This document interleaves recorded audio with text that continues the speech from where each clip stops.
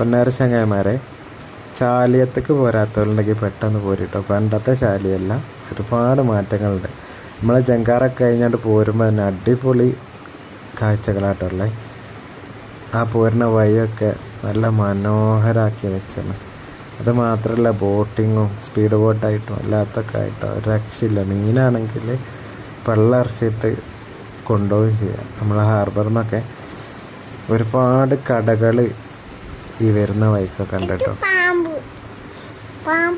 ഒരു ഭാഗത്താണെങ്കിൽ ഫുള്ള് പച്ചപ്പുത കണ്ടില്ലേ, മറ്റേ ഭാഗത്ത് കടലും അതേപോലെ ബോട്ടിങ്ങായിട്ട് ഫാമിലി ആയിട്ടും ഫ്രണ്ട്സായിട്ടൊക്കെ പോരാൻ പറ്റിയ ഒരു അടിപൊളി സ്ഥലമാണ് ഇപ്പോൾ ചാലിയം.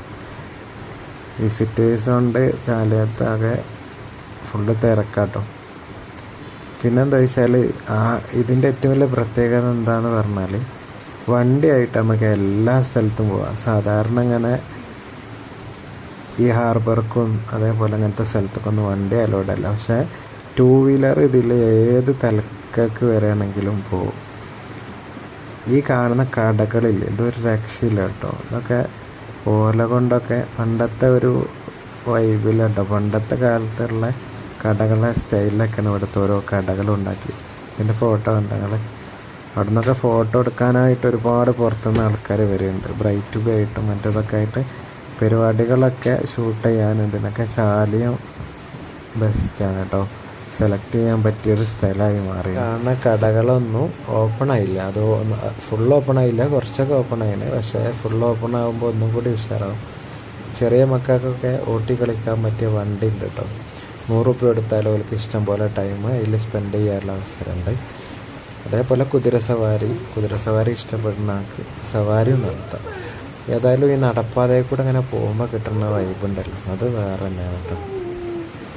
മലപ്പുറം ജില്ലയിലെയും അതേപോലെ കോഴിക്കോട് ജില്ലയിലെ ആൾക്കാരൊക്കെ ചാലിയത്ത് വരാത്തവരുണ്ടെങ്കിൽ പെട്ടെന്ന് തന്നെ അങ്ങോട്ട് വരിക. കാരണം ഈ വെക്കേഷനൊക്കെ നമുക്ക് ഒരടിച്ച് പൊളിക്കാൻ പറ്റിയൊരു സ്ഥലമാണ് ചാലിയം എന്ന് പറഞ്ഞാൽ.